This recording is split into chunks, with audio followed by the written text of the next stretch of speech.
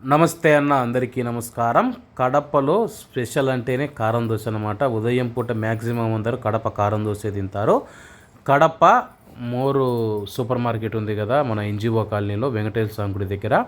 దానికి ఆనుకొని మనం చూసుకుంటే ఎన్న దోశలు, ఇక్కడైతే టిఫిన్ సెంటర్ ఉందన్నమాట. కారం దోశ ఎలా వేస్తారో ఒకసారి చూడండి.